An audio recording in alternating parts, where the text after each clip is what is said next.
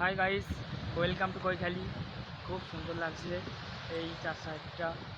আর আমাদের বলতে যে আরও হেভি নদী আছে, হেভি সুন্দর এলাকাটা, হেভি লাগছে।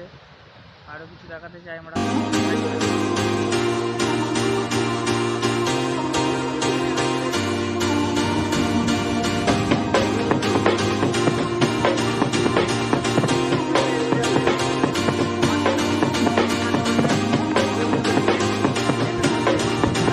পৌঁছাতে পারবেন, ঠিক আছে?